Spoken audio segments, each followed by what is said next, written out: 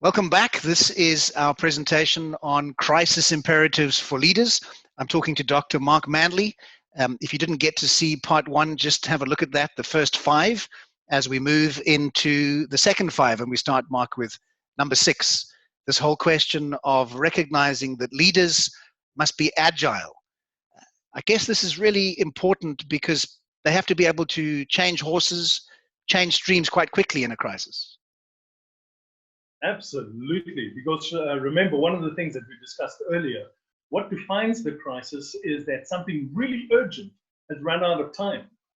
And because of the time limitation on finding solutions and moving towards something that is more desirable for our entire community, that's why agility is so needed. We can't be slow within a crisis. Not only at the beginning of the crisis, but in the crisis. If new information comes to light, if new dynamics or new solutions offer themselves, we need to be able to be nimble enough or agile enough to be able to respond to that in a very quick turnaround time. So the great lumbering bureaucracies and decision-making processes of some of the larger organizations actually really work against being able to respond properly to crises. So how do they change course, Mark? Is it just about having the right information, or is there an element of individual will and willingness to be agile in that process as well? I think part of something, again, that we've discussed previously in the first session is the trust area. We do not trust people that are just going to be changing their minds willy-nilly all the time. You know, I'm thinking this now, and I'm thinking this in 10 minutes' time, and who knows, in 2 hours' time, I might have a completely different opinion, unless it is based on something that is more substantial, unless we're making our decisions and sticking with the decision, unless there's a better option. And that is the big ask. There's got to be a better option. And that's when we change course to something else. If we just stick in the course of the original decision, despite it having changed, then we are fooled. Too many sports teams, for example, losing dreadfully at halftime, stick with their strategy for the second half and lose even worse, as opposed to those who are more agile, change their game plan, change their strategy for the second half, come out and still win the game. Those are the ones that are more agile, nimble, able to change in the midst of a crisis into better options, which are going to generate a better outcome. Mark, how do you square that with leaders who make statements at one point about how they see the crisis, and then as more information comes through and they realize that statements they've made might not necessarily be correct, they suddenly go and do 180 degrees? Is that being agile or just being dishonest? As long as it is not dishonest. Remember, leadership is always about followership. Once you've lost your followership, you've lost your leadership. That's the basic of all leaders. A leader is a leader as long as they're followed. So if there is dishonesty, people will depart there and take back their subscription of leadership, influence, and power from the leader. So when a person is willy-nilly and just doing things on a whim, then there's a serious problem of the integrity of the leader, the trustworthiness of the leader. But if a leader genuinely, with authenticity, gets up there and says, I thought this, I made a decision to go in this direction. However, the information that we had at the time was incorrect. We are now going to change from that course of action into another one. Most people would far prefer that kind of honesty, plus subscribe even more to a leader who is saying, we are not indecisive, we are still making decisions, and we are moving. However, if the information that comes to light has to change, but does change on the basis of science, on the basis of evidence, on the basis of what we have tested, or new information, or new opportunities, then we must change. Let's move to something that is better so that we can get out of the pain of the crisis. Leadership imperative in a crisis, number 7, big one, Mark, communication. How do we make sure that as leaders in the midst of the crisis, we're able to mitigate misunderstanding, ambiguity, confusion? Is it even possible? Yeah.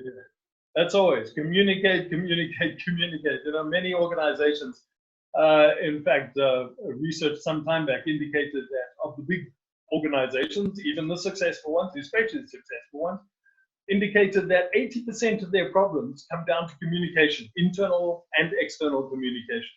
So nobody's getting this 100% correct. So the option over here is to communicate a little more than you think is just necessary. Because if you don't give people information, there is a proclivity in our own minds to make up information to fill the gaps that I don't have from our leaders and from the articles that I'm reading and so on.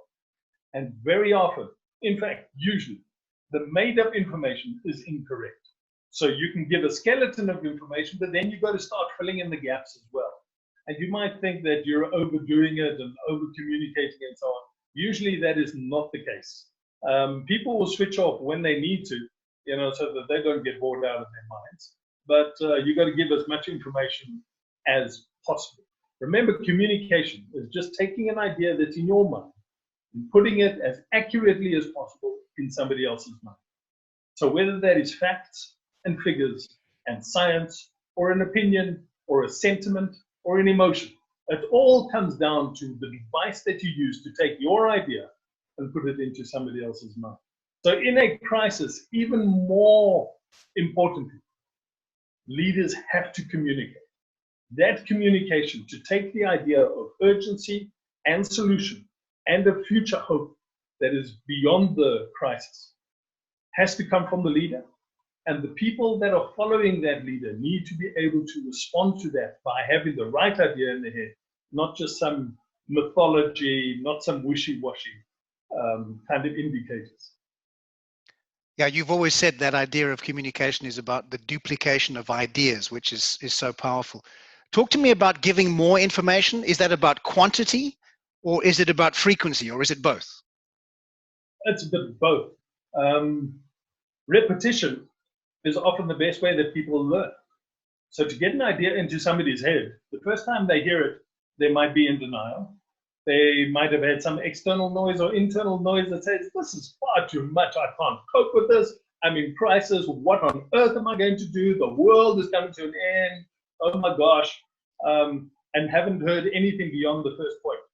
So you've got to say them all over again. So I often tell leaders that I'm working with, even though you might be bored out of your tree, listening to yourself saying the same things over and over and over again, you must remember that for some people, they're hearing it for the first time. So it does have to do with quantity, plus the quality, plus the intent of what the communication should be. Yeah, that intent part, I think, is so critical as well. Leaders, number 8, crisis imperative number 8. Leaders must sustain energy and effort. This is a big one. It comes back to the hope. You talk about the symbol of enduring hope.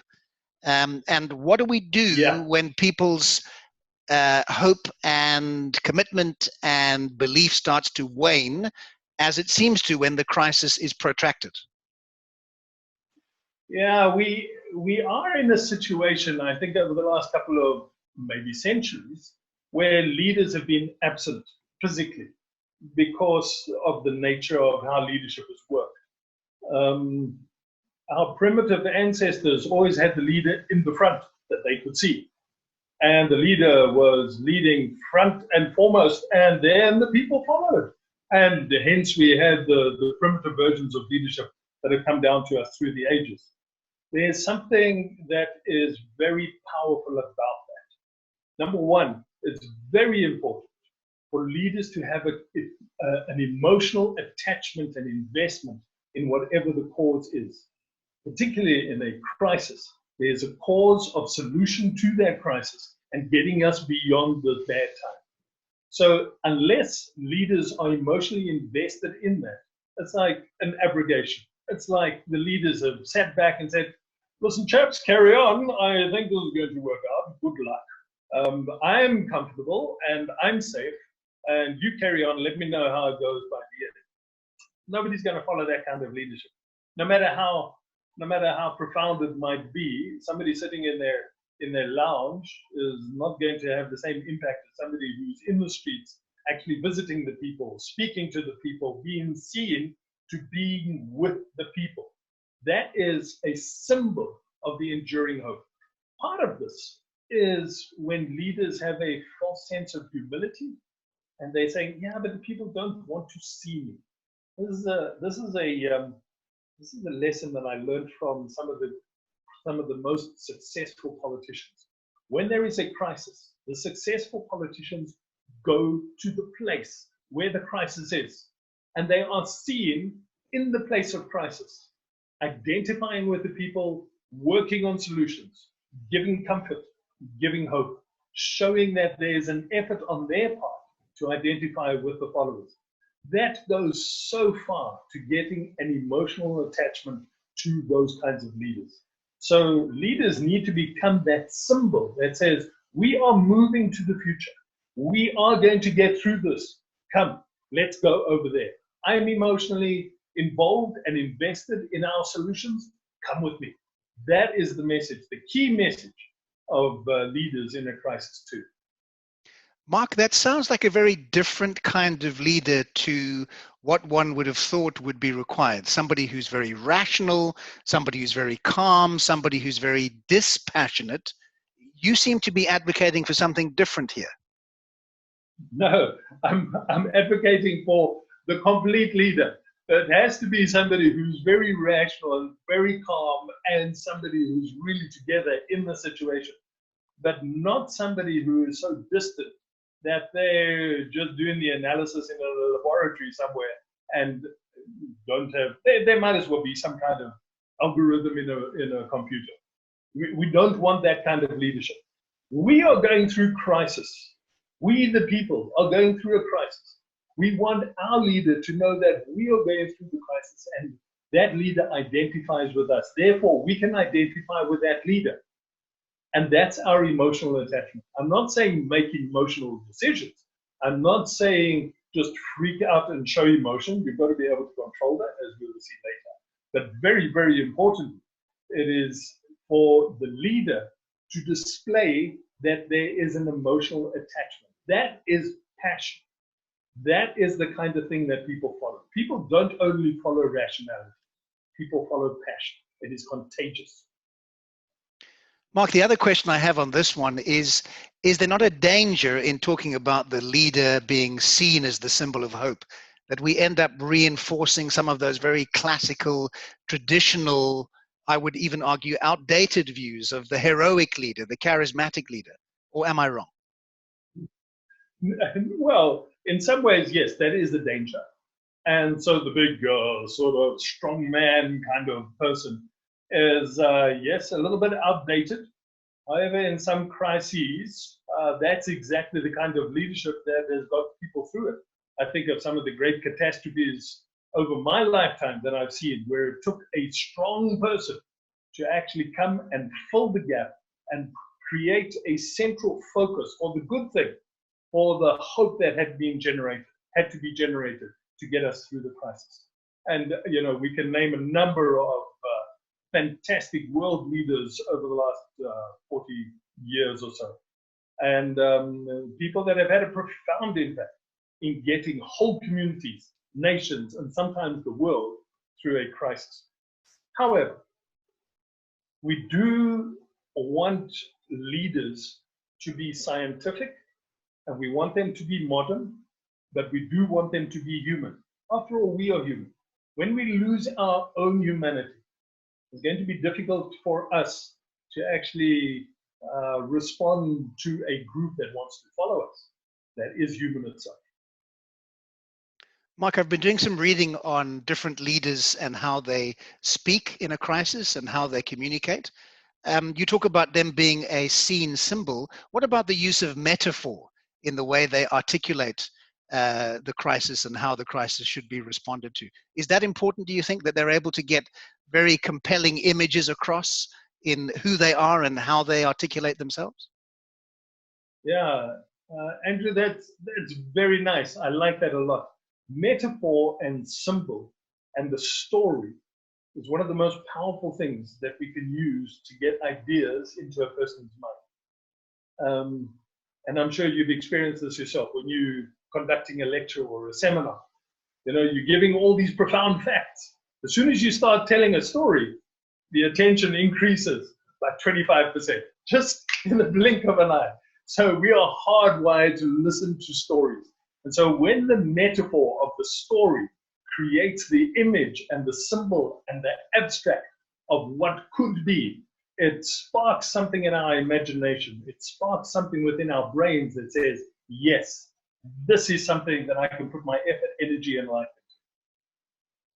So I'm thinking again, in the South African context, we saw our president commissioning the military and he was wearing his military uniform. Some people raise their eyebrows at that. Would that be the kind of thing you're thinking about when he portrays himself as a symbol of hope, or does that just pay into more conservative, traditional views of that command and control? Well, you know, I had to think about that, and I remember George Bush on an aircraft carrier somewhere in the Gulf region. He was also wearing a uniform. I think, really, what was that all about? But I then, you know, thinking about the President Cyril Ramaphosa in South Africa wearing a uniform, to a large extent, that was to create the idea and the metaphor that this is serious. This is the time of enforcement, plus the encouragement of identifying with the forces that need to actually be on the streets to make sure that the policies and the lockdown is actually accomplished. So who better to wear a uniform than the commander-in-chief? So I was a little bit surprised, I must say, but I could understand it. Crisis imperative number 9, Mark. Leaders must be calm and stable. I think we heard those words a lot leading up to Brexit. Maybe that's not what you had in mind here, but managing your emotions and those of your followers. Can leaders actually manage followers' emotions? Oh, yes. So I'm sure we all go back when we see that word calm. You know, we've all seen the stickers and the T-shirts, which actually comes out of the Second World War in the United Kingdom. You know, keep calm and carry on. You know, the stiff upper lip kind of thing. You know, and how much was that important when, you know, bombs are falling on your head and destroying the cities around you? Gosh, to stay calm in the midst of that. I also think of the Birkenhead principle, or the Birkenhead parade. I don't know if you know about this. This is it's a thing that happens in a number of navies. If the ship is carrying civilians, particularly women and children, plus armed forces, navy and seamen, they have a Birkenhead parade if the ship is going down. The soldiers and the sailors line up on the deck and wait until all the women and children are safely within the lifeboats, keeping calm and effective. And there are many stories and evidence of how that calmness has saved multiple lives. It is in the storm, when you're able to keep calm, you are thinking straight, there is discipline, there is a way of actually dealing with the catastrophe that is not going to create greater damage because of panic. So leaders have to show calmness, but at the same time, you know, just going back to number 8 over there, is calm and stable, managing your own emotions. But part of the managing of that emotion is not to panic in the situation, but still to show passion. Passion does not mean an emotional fall down and meltdown and you know, freak out kind of situation. Passion is a whole different thing, where I'm able to sacrifice and I'm able to emotionally engage with this without losing it. Calm and stable means I have a discipline of mind, I have considered this, and this is the course of action which we are going to take on. Now, let us move forward into that. So that's managing your own emotions. High emotional intelligence, that's one of the most imperative things for all leadership, be it in a crisis or not in a crisis. Leaders have to have high emotional intelligence.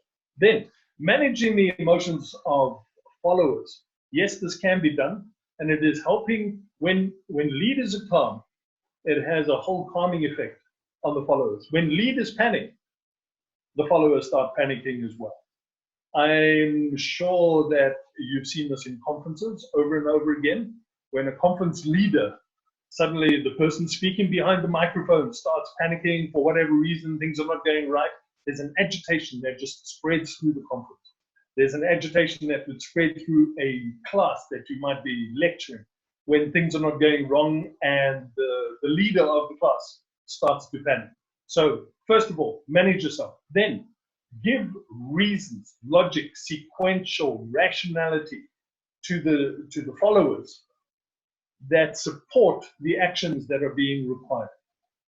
That reason, logic, rationality, and particularly if it is sequential, starts moving the brain activity away from the limbic brain and the emotional centers into something that is much more prefrontal cortex, that has to do with logic and getting the job done, keeping calm and making sure that we have the best outcome.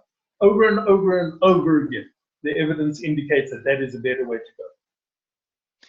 Yeah, I wonder what cortisol levels are like around the world at the moment, Mark, as people are having to navigate so much of the unknown. So the leader plays a role in all of that, is what you're saying. Yes.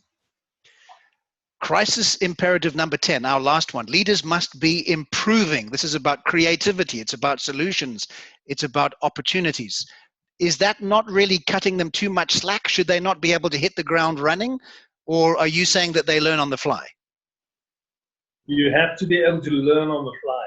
And this is where the amazing leaders are going to be set apart. Sometimes leaders determine their course of action and then just follow it slavishly without being dynamic. So the dynamic leader is able to think on their feet, is able to do quick assessment, is able to do a reasoned response to new information that is flooding into them all at the same time, usually within a crisis. So in not just having knee-jerk reactions again, in not just responding to every whim and tickling of the ears and fantastical type of ideas, this is when the creative solutions that are being generated by the best minds that you can surround yourself with, creating opportunities for future success. So that's what we're looking at. This is what the leader does, says, okay, people, we're in a crisis. We're going to do this and this and this. We're creating hope. We're going to get through this crisis. If we all just do this and this, we're going to get through the crisis. On the other side of the crisis, this is what the world looks like. Let's go over there. That future success is the opportunity factor that everybody needs to internalize on the behest of the leader. If the leader is not able to do that, they're losing an opportunity to certainly galvanize a massive following and a mobilization of the people that are in the suffering community towards something that is going to be great in the future. Mark, you've taken us through the 10 crisis imperatives for leaders. Let me put you on the spot as we close this interview. What would you do if you were in a position of leadership right now in terms of helping political leaders, health leaders, community leaders navigate some of this uncertainty over the next couple of months? Wow, that is on the spot. So there are a couple of things that are very, very important. Obviously, they're included in these 10. But I think if I had to highlight some particularly practical things that would help the situation, the leader needs to be clearly listening to the right kind of science and information that has a good evidence-based reasoning for a course of action. Make the decision for that course of action, always keeping your mind open to something that might be better once it is tested, and then give people hope and encouragement and everything that a leader should be able to do fairly naturally to get the people to move towards that outcome. In the midst of that, there needs to be a certain amount of discipline as well, not only for me, myself as a leader, but also for the community that needs to move to that end. And it's very important, and I made note of it in one of the points earlier. There's this thing of guarding your mind, more important than anybody else in the whole community. the leader has to guard his or her mind to make sure that they don't listen to the wrong things, they don't get discouraged, they're able to put on the brave face and create the hope and the expectation of a great and glorious future. Dr. Mark Manley, thank you very much for joining us for this presentation of the 10 crisis imperatives for leaders.